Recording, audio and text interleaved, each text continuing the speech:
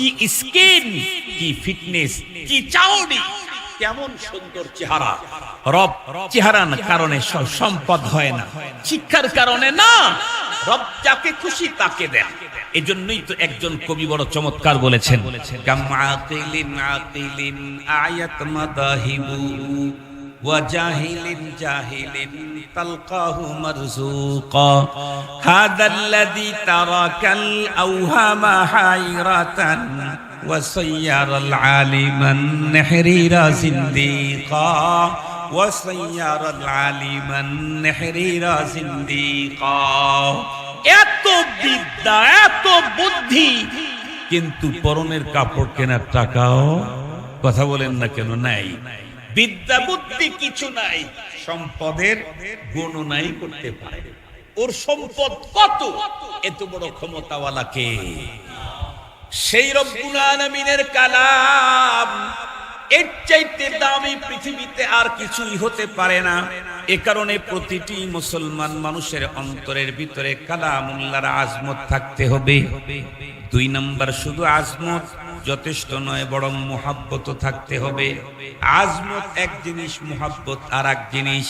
1 number আল্লাহর কালামের প্রতি শ্রদ্ধাবোধ, 2 নাম্বার আল্লাহর কালামের প্রতি মুহাব্বত আর ভালোবাসা। আল্লাহর কালাম, আল্লাহর কালাম, আল্লাহর কথা, এজন্য আমার অন্তরের অন্তঃস্থলে তার মুহাব্বত থাকা লাগবে। কিন্তু দুঃখের বিষয় হলো, আজকে আমরা মুসলমানদের কার্যকলাপের দিকে তাকাইলে আল্লাহর কোরআনের প্রতি আজমত আর মুহাব্বতের কোনো নিশানা দেখা যায় না। দেখবেন আমাদের অনেকের বাড়ি ঘরের ভিতরে আল্লাহর কালাম কোরআন আছে, কিন্তু দেখবেন আল্লাহর কালামের গায়ের মধ্যে, শরীরের মধ্যে কোনো জামা নাই, খোলা রেখে দিয়েছে। টিভিটাকে রাখার জন্য উন্নত টেবিলের ব্যবস্থা হয়েছে বটে, কিন্তু আল্লাহর কালাম রাখার জন্য উন্নত কোনো তাক ব্যবহার করা হয় না, রেখে দেওয়া হয়েছে পরিত্যক্ত এক জায়গার মধ্যে, যেখানে বন্ধুরা আমার ময়লা পড়তে পড়তে 1 ইঞ্চি পরিমাণ, 1 সুত পরিমাণ ময়লা পড়ে গেছে।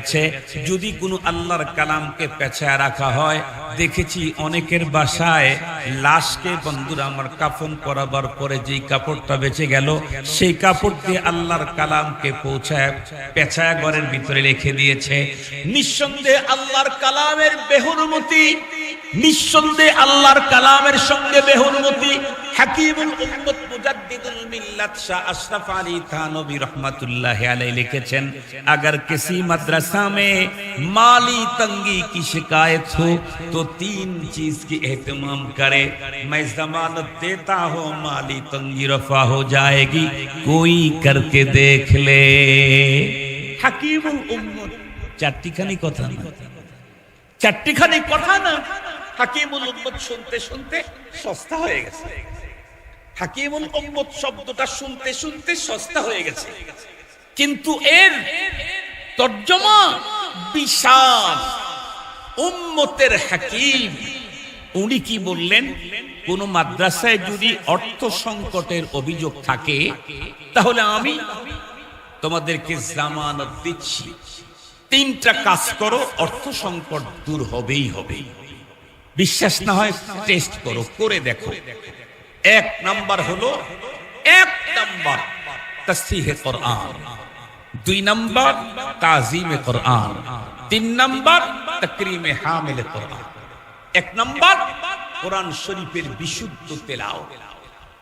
যে মাদ্রাসা, যে ঘরে কোরআনে পাকের বিশুদ্ধ তেলাওয়াত চলবে, বিশুদ্ধ তেলাওয়াত, কমপক্ষে শুদ্ধ তেলাওয়াত। আল্লাহ বলেন তো দেখি, যেই গ্রামে মন্ত্রী ঘন ঘন আসে, ওই গ্রামের সব রাস্তাঘাট ভাঙ্গা থাকে? ভালো করে বুঝে বলবেন। যেই গ্রামে মন্ত্রী ঘন ঘন আসে, ওই গ্রামের বিদ্যুতের লাইন থাকে না। আর একটু জোরে বলেন। একদিনের জন্য মন্ত্রী যাবে, প্রোগ্রাম দিয়েছে 1 মাস আগে। কি করে?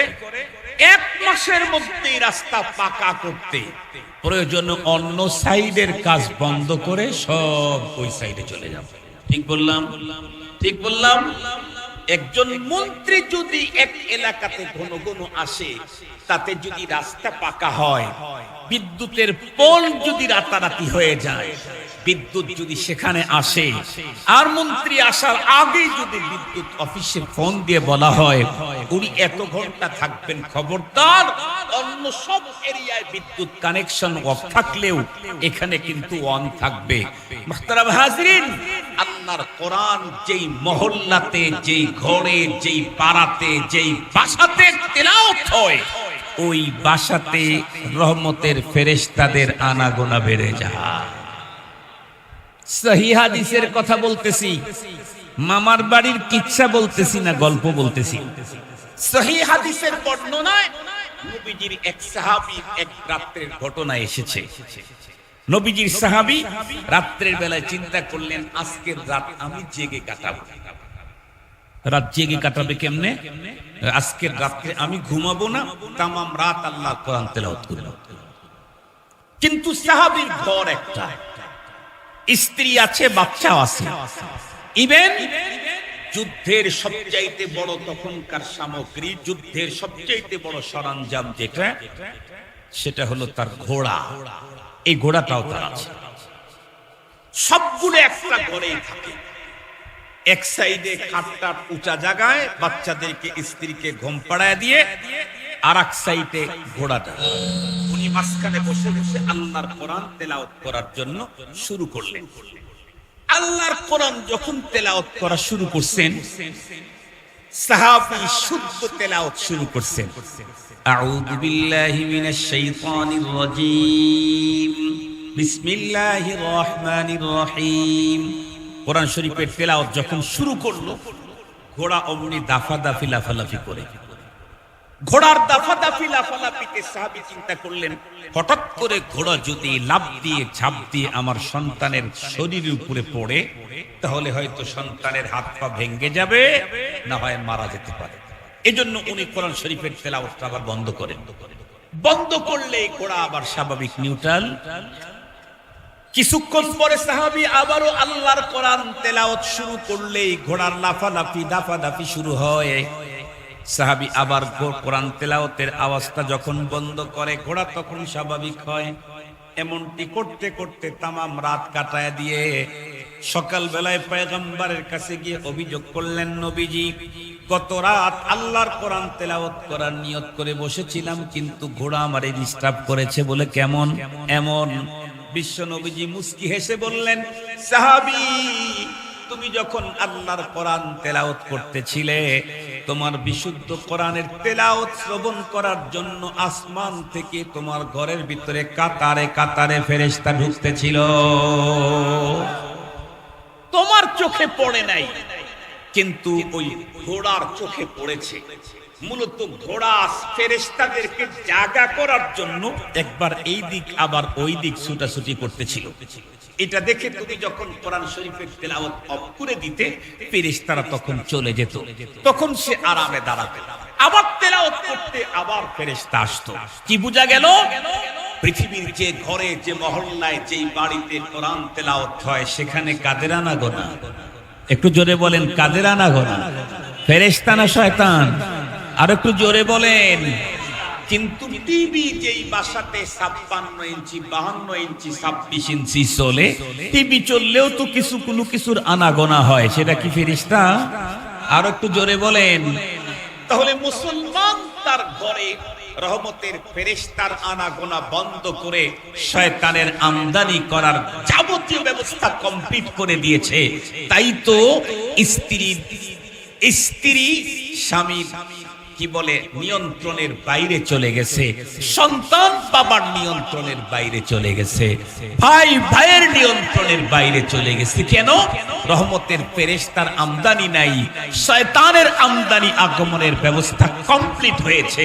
তাই তো এখন চতুর্দিকে বাউন্ডারি ওয়াল বন্ধ থাকে, এরপরে মেন গেটটাও তালা দেওয়া থাকে, এরপরে কেসি গেটটাও তালা দেওয়া থাকে, এরপরে সদর গেটও বন্ধ থাকে, এরপরে মিনি গেটও বন্ধ থাকে, এরপরে ঘরের দরজা লাগানো থাকে। দরজার ভিতরে আবার বড় বড় বড় বড় লম্বা শক্ত কিছু দিয়ে বন্ধ করা থাকে, এরপরেও ঘরের ভিতরে মানুষ হত্যা হয়, তার কুরু খুঁজে বের করতে পারে না। মুহতারাম হাজিরিন, কেন? কারণ তোমার নিরাপত্তার শান্তি আনয়ন করবে যেই বাহিনীটা, যাদের মাধ্যমে তোমার এখানে সাকিনা আসবে, শান্তি আসবে, সেটি হলো রহমতের ফেরেশতার আমদানি আমার ঘরকে শান্ত করবে। রহমতের ফেরেশতার আসা যাওয়া আমার এলাকাকে শান্ত করবে। সেটি তো আমি বন্ধ করে দিয়েছি কোরআনে পাকের আজমত অন্তর থেকে তুলে দেওয়ার কারণে। মুসলমান ভাইরা, আমার লম্বা কথা বলতে চাই না।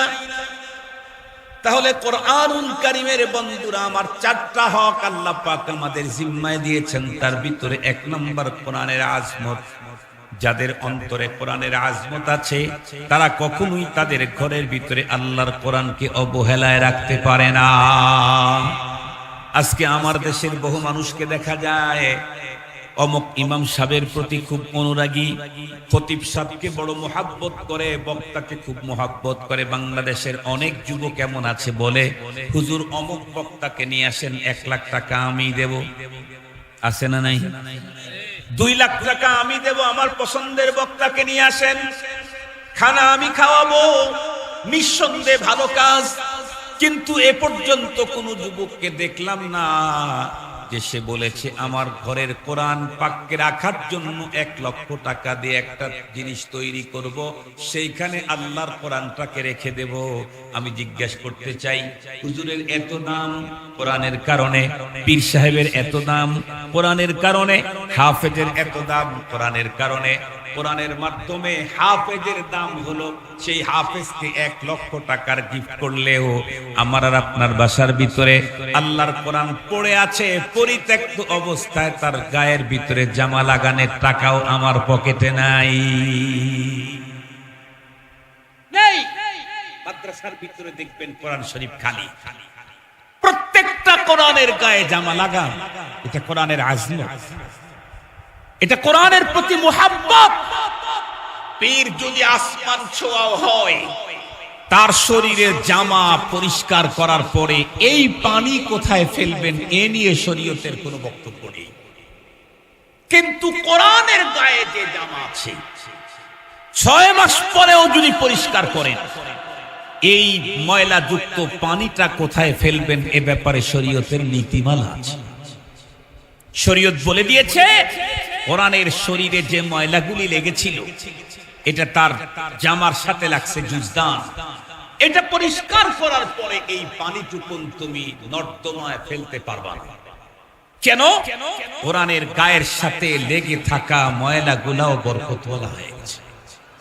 এজন্য এটা ফুলের স্ট্রবেরিতে দিয়ে রাখো, ফুলের স্টবে দিয়ে রাখো, বাসার ভিতরে ছিটায়া দাও বরকতের জন্য, ব্যবসা প্রতিষ্ঠানে ছিটায় দাও বরকতের জন্য, বরকতের জন্য ছিটাও। যেই পীর সাহেবের কাছে তুমি দুরারোগ্য ক্যান্সারের চিকিৎসা নেওয়ার জন্য, ফু নেওয়ার জন্য গেলা, ও পীর সাহেব কি দিয়ে ফু দিয়েছে? কথা বলেন না কেন? কোরআন শরীফ একবার পীর সাহেব পড়েছে, একবার, এরপরে ফু দিলে তার ভিতরে যদি এত প্রতিক্রিয়া থাকে, মাদ্রাসায় হাফেজে কোরআন তৈরি হয়, মাদ্রাসায় আলেমে দ্বীন তৈরি হয়, মাদ্রাসায় কারি তৈরি হয়, মাদ্রাসায়।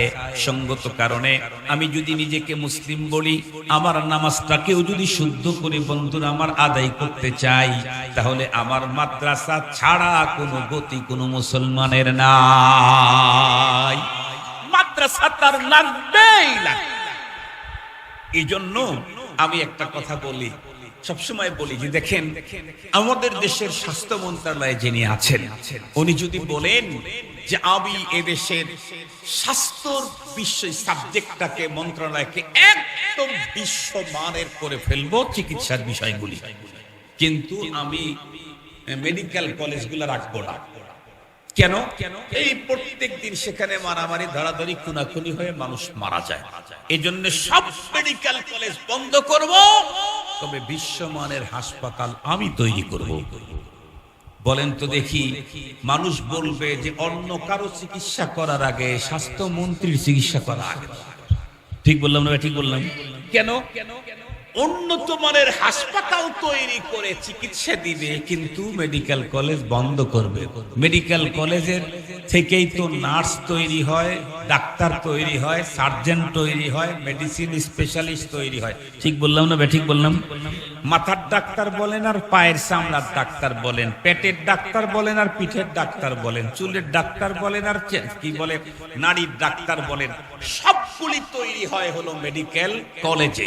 মেডিকেল কলেজ বন্ধ করে যেমন কোনদিন চিকিৎসা স্বাস্থ্য খাতকে উন্নত করা যায় না, দ্বীনি মাদ্রাসা বন্ধ করে পৃথিবীর কোন মানুষ মুসলমান থাকতে পারে না।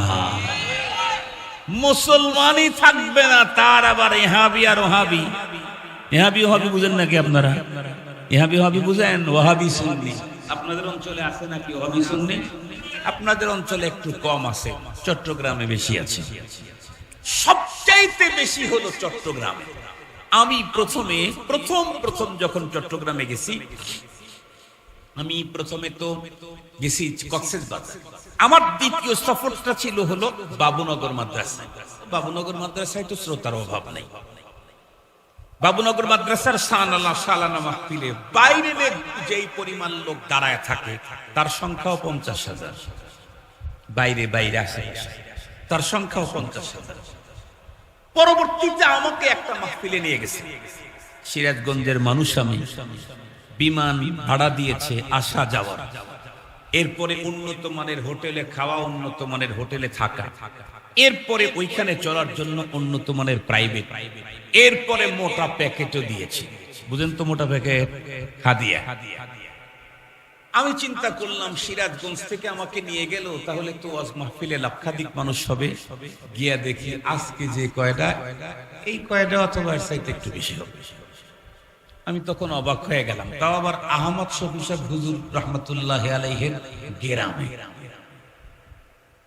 ওনার ঘরের পাশে রাঙ্গুনিয়া। আল্লাহ, আমি বলতেছিলাম ওনার ছেলেকে, ভাই এটা কেমন, এত টাকা ব্যয় করে এত মোটা হাদিয়া দিয়ে আমাকে নিয়ে আসতেন, এই কয়টা মানুষ কুণ্ডলে তো লোকের চাইতে হাদিয়ার সংখ্যা অনেক বেশি। উনি তখন বললেন, হুজুর তার কারণ হলো আমাদের এখানকার লোকেরা দুই গ্রুপ, একটা হলো ওহাবি আর একটা হলো সুন্নি। ওহাবি সুন্নি বললে ওনারা মাইন্ড করবে, এজন্য আমি বলি ইহাবি আর ওহাবি। কি বলি ভাই? ইহাবি আর ওহাবি। ইহাবি ওহাবি বললে ওনারা হাসবে। তো আলহামদুলিল্লাহ আমাদের যাওয়া আসার কারণে অবশ্য কিছু ফায়দা হয়েছে। আমরা যেহেতু তাদেরকে একেবারে আঘাত করে করে কথা বলি না, আমরা ইসবাতি পাহলুতে বেশি কথা বলি, এই কারণে আমাদের প্রোগ্রামে আমাদের লোকদের চাইতে তাদের সংখ্যা কম থাকে না। আল্লাহ শুকর, আল্লাহর মেহেরবানি। এটা একটা অন্য একটা হিকমত আছে, এটা এখন বলার টাইম নেই। আমি যে কথাটা আপনাদের খেদমতে বলতে চাইতেছি, ইহাবি হো আর ওহাবি হো, হানাফি হো আর সালাফি হো, যেটাই হও না কেন, মুসলিম হতে চাইলে কোরআন বাদ দিয়ে মুসলমান হওয়ার কোনো সুযোগ নেই। আর সেই কোরআনের প্রথম যেই হকগুলি আছে, কোরআনে ঢোকার যেই দরজা আছে, তার সর্বপ্রথম দরজা হলো তিলাওয়াত। কোরআনে ঢুকতে চাইলে প্রথম তিলাওয়াত। এই তিলাওয়াতটা শুদ্ধ করতে চাইলে মাদ্রাসার লোক ছাড়া সম্ভব না। হয় কারি লাগবে, না হয় হাফেজ লাগবে, না হয় আলেম লাগবে। এই একটাও জাহাঙ্গীরনগর বিশ্ববিদ্যালয়ে হয় না, একটাও মেডিকেল কলেজে হয় না, একটাও ইঞ্জিনিয়ারিং বিশ্ববিদ্যালয় হয় না, একটাও এগ্রিকালচার ইউনিভার্সিটিতে হয় না, একটাও এক বোর্ডের মধ্যে তৈরি হয় না, সব হয় মাদ্রাসায়। এ কারণেই মাদ্রাসার ব্যাপারে আপত্তি যতই থাক আপনার, যদি বলেন আমি ঈমান নিয়ে, ইসলাম নিয়ে, কোরআন নিয়ে চলতে চাই, তাহলে মাদ্রাসা বন্ধ করে কখনো মুসলিম থাকা যায় না। আপনি ইহাবি ওহাবি যাই হন, কোরআন তো আপনাকে শুদ্ধই পড়তে হবে। আপনি মিলাদ পড়বেন না সেটা পরের কথা, নামাজ পড়বেন না এটা তো সুযোগ ইসলামে। কথা বলেন, আপনি নামাজই পড়বেন না, এই সুযোগ তো ইসলামে নাই। আপনি রোজাই রাখবেন না, এই সুযোগটা ইসলামে নাই। আপনি যাকাতই দিবেন না, এটা তো ইসলামে নাই। আপনি মিলাদ পড়বেন না সেটা আছে। আপনি কি দাঁড়াবেন না দাঁড়াবেন না সেটা আছে। আপনি কি হাত উপরে বাঁধবেন না নিচে বাঁধবেন সেটা আছে। আপনি কি আমিন আসতে বলবেন না জোরে বলবেন সেটা আপনি করতে পারেন, কিন্তু নামাজ পড়বেন না এই অপশন মুসলমানের জন্য নেই। আর নামাজ পড়তে গেলে নামাজের বাহিরে ভিতরে যেই কয়টা ফরজ আছে তার মধ্যে অন্যতম ফরজ হলো নামাজে কোরআন শুদ্ধ পড়তে হবে। নামাজের মধ্যে কি শুদ্ধ পড়া লাগবে? কোরআন। এই কোরআনুল কারীমের শুদ্ধ তেলাওয়াত আমরা তো গর্ব করে তামাম পৃথিবীকে চ্যালেঞ্জ করে বলি আলহামদুলিল্লাহ সুম্মা আলহামদুলিল্লাহ। আজকের পৃথিবীর ভূখণ্ডের মধ্যে বাংলাদেশ ছোট্ট একটা, বন্ধুরা আমার, পৃথিবীর মানচিত্রে ছোট্ট একটি ভূখণ্ডের নাম বাংলাদেশ। কিন্তু বাংলাদেশে আলহামদুলিল্লাহ কোরআনে পাকের তিলাওয়াত আর হিফজুল কোরআনের পিছনে এত বেশি মেহনত হচ্ছে, যেই জমিনে জিবরাইল আমিন এসে মুহাম্মাদুর রাসূলুল্লাহর উপরে কোরআন নাজিল করে দিলেন, সেই জমিনে গিয়ে সেই দেশের মানুষদেরকে পিছনে ফেলে রেখে নাম্বার 1 হয় বাংলাদেশের সোনার ছেলেরা। তামাম দুনিয়াতে সিহাত হিফজ এই সবগুলির সমন্বয়ে বিশ্ব সেরা আমার দেশে। আর এই সবগুলি কলেজের অবদান, ইউনিভার্সিটির অবদান, স্কুলের অবদান। কথা বলেন কিসের অবদান? আর একটু জোরে বলেন কিসের অবদান? যেই এরিয়াটাকে সবচাইতে অবহেলিত করে রেখে দিয়েছি সেই এরিয়ার অবদান সবচাইতে বেশি। এদেশের ক্রীড়া মন্ত্রণালয় আছে। ক্রীড়া মন্ত্রণালয় আছে না নাই? ক্রীড়া মন্ত্রণালয়ে কোটি কোটি টাকা প্রতি বছর ব্যয় হয়। আজ পর্যন্ত বিশ্ব থেকে একটা ট্রফি কেউ অর্জন করতে পারে নাই। সারা দুনিয়াতে মুসলসাল লাগাতার 14-15 বছর ধরে 1 নাম্বার 2 নাম্বারের বিশ্ব চ্যাম্পিয়নের ট্রফি শুধুমাত্র কেবলমাত্র টুপিওয়ালারাই নিয়ে আসে। মুহতারাম হাজিরিন, এই জন্য দ্বীনি মাদ্রাসার প্রতি আপনার ভালোবাসা থাকতেই হবে, ইচ্ছায় অনিচ্ছায়, তাওআউ ওয়া কারহা। মনে চাইলেও থাকতে হবে, না চাইলেও থাকতে হবে। কেন? আপনি মুসলিম, আপনি হাবি ওহাবি যাই হন, নামাজ ভি তো পড়া লাগবে। নামাজ ভি পড়তে চাইলে তো কোরআন ভি তেলাওয়াত করতে হবে। কোরআন ভি তেলাওয়াত করতে চাইলে তো শুদ্ধতার সাথে পড়তে হবে। তার জন্য মাদ্রাসা দরকার। 4র্থ নাম্বার হলো কোরআন শরীফের যা নির্দেশনা আল্লাহ পাক দিয়েছেন এগুলাকে মেনে নেওয়া, আমল করা। এই 4টা হক আমরা যদি আদায় করতে পারি তাহলে হাদিসে পাকের মধ্যে এসেছে কোরআন আমাকে সামনের দিক থেকে জান্নাতে নিয়ে পৌঁছায়। আমি কোরআনকে সবচেয়ে বেশি সম্মান করি, আমি কোরআনে পাককে মুহাব্বত করি, আমি কোরআনে পাকের তিলাওয়াত করি, আমি কোরআনে পাকের ইতাআত করি, মেনে চলি। তাহলে কোরআনে পাক আমাকে কোথায় নিয়ে পৌঁছায় দিবে? আর একটু জোরে বলেন কোথায়? আর যদি কেউ পরপারে জান্নাতে ঢুকে গেল, আল্লাহ নিজে বলেন ফাকাদ ফাজ, মান যুহজিহা আনিন নার ওয়া উদখিলাল জান্নাহ ফাকাদ ফাজ। জাহান্নাম থেকে মুক্তি পেয়ে যেই লোকটা পরপারে জান্নাতে ঢুকলো, আল্লাহ বলেন এই হলো প্রকৃত সফল কাম। হঠাৎ করে মন্ত্রী হলো, এটা সফল কাম না। হঠাৎ করে বিদেশ থেকে এসে উপদেষ্টা হয়ে গেল, এটাও সফলতা না। সফলতা হলো পরপারে জাহান্নাম থেকে মুক্তি পেয়ে জান্নাতে ঢুকে গেল, এটা হলো প্রকৃত সফলতা। আল্লাহ পাক আমাদেরকে এই সফলতা অর্জনের তৌফিক দান করুন। এখনই দোয়া হয়ে যাবে, তার আগে দ্বীনি মাদ্রাসার সহযোগিতার জন্য অনেক টাকা পয়সা আপনারা দিয়েছেন। উপস্থিতির তুলনায় দান মনে হয় আলহামদুলিল্লাহ যথেষ্ট পরিমাণে ভালো হয়েছে।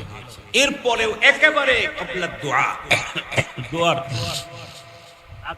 যদি আপনারা কেউ কিছু দিতে চান তাহলে অবশ্যই আমরা আপনাদের যে পরিমাণই হোক, 5 টাকা হোক, 5,000 টাকা হোক, 5 লাখ টাকা হোক, 50,000 হোক, আমরা অত্যন্ত মুহাব্বতের সাথে, আজমতের সাথে, ইহতিরামের সাথে আপনাদের সহযোগিতা আমরা গ্রহণ করব। এটা আমাদের বড়দের উসুল। আমাদের বড়দের উসুল, মাদ্রাসায় কোটি কোটি টাকা ব্যালেন্সে আছে, একজন মুসলমান কষ্ট অর্জিত সম্পদ থেকে 2টা টাকা দিতে আসছে, এটা আমরা উৎস করে কোনোদিন দেখি না। আমাদের বড়রা এগুলা শিখেন নাই, বরং ওই 2 টাকাওয়ালার টাকাটা যদি 100% পিওর হয়ে থাকে, তাহলে 2 কোটিওয়ালার অপিওর অশুদ্ধ টাকার চাইতে 2 টাকার বরকত অনেক অনেক।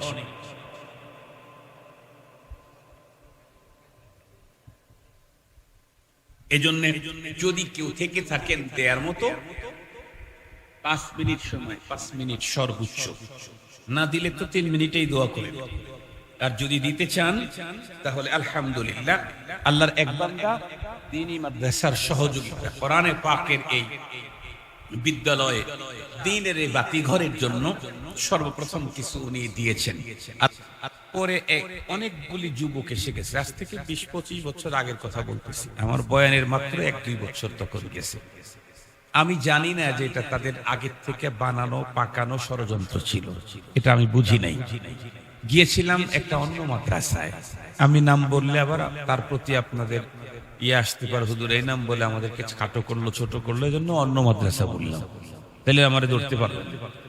আর এখন তো কথা বলতে এত ভয় লাগে, এত ভয় লাগে।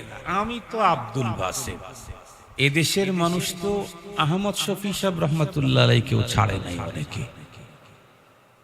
বাংলাদেশের সর্বশ্রেষ্ঠ বুজুর্গ, সর্বশ্রেষ্ঠ আল্লাহওয়ালা, তাদেরকেও ছাড়ে না।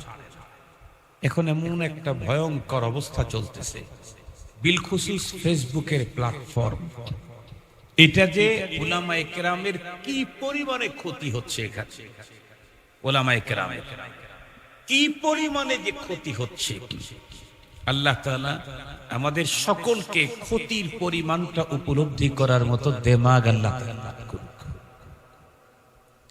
আমাদের ধর্মীয় উপদেষ্টা স্পষ্টই হাটাদারি মাদ্রাসার মনে হয় বক্তৃতা অনুষ্ঠানে উনি বলেছিলেন, সংবর্ধনা, আমি মানুষ, আমার ভুল হতেই পারে, তবে এই ভুলের সমালোচনা ফেসবুকে নয়, আমার কাছে এসে আমাকে বলুন, অথবা আমার এখানে চিঠি লেখুন, আমাকে বলুন, আমার কাছে চিঠি লেখুন। এই আহ্বানটা আমার দেশের প্রত্যেকটি টুপি দাড়িওয়ালা আলেম ওলামা তলাবা দিনদারদের কাছে। আমরা প্রত্যেকেই মানুষ, আমাদের প্রত্যেকেরই ভুল হতেই পারে, বিশেষ করে যারা বেশি কথা বলে তাদের বেশি ভুল হতে পারে, ভুল হইতেই পারে। সেই ভুলের জন্য ফেসবুকে কথা বলে, স্ট্যাটাস দিয়ে, তুফান আর যুদ্ধ চালিয়ে আমি আমারই ক্ষতি করছি, অন্যর ক্ষতির তুলনায় আমারটা বেশি হচ্ছে। এজন্য আসুন, বড়দের যদি কোনো ভুল হয়েই থাকে, কথা কাজে ভুল হয়ে যায়, ফেসবুকে না, সাথে সাথে আমি যদি ছোট হই তাহলে আমি ডিরেক্ট তাকে বলতে পারবো না, বলা দরকার নাই। আমার মা আর বাবার সাথে মনে করেন মারামারি লেগেছে, ঝগড়া লেগেছে, এখানে আমি দেখতেছি যে আমার বাবাই অপরাধী, এরপরেও কি আমি বাবাকে গিয়ে একটা থাপ্পড় লাগাইতে পারবো? বাবা তো অপরাধী, কথা বলেন না কেন? বাবা অপরাধী, আজকের এই কাজে বাবা অপরাধী, তারপরেও কি আমি থাপ্পড় লাগাইতে পারবো না? আমি যদি থাপ্পড় লাগাই তাহলে বাবা মার সাথে যতটুকুন অপরাধ করেছে তার চাইতে ভয়ঙ্কর অপরাধ আমার হবে। তাহলে বোঝা গেল সব অপরাধের প্রতিকার সবাই করতে যাওয়াটা ঠিক না, কোন কোন অপরাধের প্রতিকার করতে যাওয়াটাও অপরাধ, এবং সেটা আরো বড় অপরাধ। হ্যাঁ, আমার বাবা আমার মায়ের উপরে জুলুম করেছে, এই জন্য আমি আমার বড় আব্বাকে বলি। বড় আব্বা বুঝেন নাকি? আপনাদের অঞ্চলে কি বড় আব্বা বলে? চাচাকে বলে, বাবার বড় ভাইকে বলে, দাদা বেঁচে থাকলে দাদুকে বলবে, বাবার যে ফ্রেন্ড আছে, বন্ধু আছে, তাকে বলবে যে আমার বাবা যেন আমার মার সাথে বেইনসাফিটা না করে, তাইলে সমস্যা নেই। কিন্তু আমি যদি বলতে যাই তাহলে বাবার চাইতে বড় অপরাধে আমি হব। তাই বোঝা গেল অপরাধ করলেই সে অপরাধের প্রতিকার যে কেউ করাটা ঠিক না। এটা এই অপরাধের প্রতিকার করারও একটা সিস্টেম আছে, পদ্ধতি আছে। এই কথাগুলি আমরা সবাই যদি মেনে চলি তাহলে ইনশাআল্লাহ আগামী দিনের এই সমাজ, আগামী দিনে উলামায়ে কেরাম, টুপি দাড়িওয়ালা দিনদার পরহেজগারদের ইজ্জত, সম্মান, এহতেরাম বজায় থাকবে। আর একটা কথা বলি, মনে রাখতে হবে, মনে রাখতে হবে, মনে রাখতে হবে, আমি 5 বছর হয় বুখারী পড়ায়া, আমার অন্তরে যদি আল্লাহর এত প্রেম ঢুকে যায়, আমি যার বিরুদ্ধে কথা বলছি উনি 50 বছর হয় পড়ান, ওনার অন্তরে কি কিছুই আল্লাহর প্রেম নাই? আর একটা কথা বলে শেষ করে দিচ্ছি, একজন মানুষের একটা কথা শুনলেই সেটা নিয়ে বিচার বিশ্লেষণ করাটা ঠিক না, বরং আমার কাছে যদি তার এই কথা অস্পষ্ট মনে হয় অথবা কমপ্লেন যুক্ত মনে হয়, তাহলে তার কাছে এই কথার ব্যাখ্যা চাওয়াটা আমার জন্য উত্তম। কারণ উনি কথাটা কোন সোর্সে বলেছেন, কোন সোর্সে বলেছেন, সোর্স না জানা থাকলে কথাটা অপব্যাখ্যাই হবে, এটাই স্বাভাবিক। আমি ছোট্ট জীবনে জীবন চলার পথে এই অভিজ্ঞতাগুলো পেয়েছি, আমি আমার অভিজ্ঞতার কথা আপনাদের খেদমতে পেশ করলাম। আল্লাহ পাক আমাদের সকলকেই খুব বেশি চিন্তা ভাবনা করে পথ চলার তৌফিক দান করুক। আমার একটা কথা যেন এদেশের উলামায়ে কেরামের ইজ্জত, তাদের ইহতেরামের প্রতি আমার একটা কথা যেন আঘাত না করে। তাহলে উনি বলে যতটুকু ক্ষতি করেছেন তার চাইতে বড় ক্ষতি আমার দ্বারাই হয়ে যাবে। আল্লাহ পাক আমাদেরকে তৌফিক দান করুক। এই জন্য আমি আজকে তো ওখানে বলার পরে যুবকেরা এসে আমাকে বলে যে আপনাকে 50,000 টাকা দিয়ে যেতে হবে। কেন? আরো 50,000 টাকা কালেকশন করতো, আপনি কালেকশন নষ্ট করছেন সেই জায়গায়। পরে আমি বললাম যে সভাপতি বানাইছে কেন? বলে আমরা। সভাপতি অনুমতি দিয়েছে, 50,000 টাকা দেওয়া লাগলে সভাপতির কাছ থেকে নেও, আমার কাছে কেন? এরপরেও দেখি যে ছেলে পেলে একটু বেয়াদবি করার ভাব। আমার এক ছাত্র ছিল তখন, ওর আবার ছিল এ পর্যন্ত বাবরি। ও কেমনে জানি শুনছে যে ছেলেরা হুজুরের সাথে বেয়াদবি করতেছে, ও পাগলের মতো ছুটে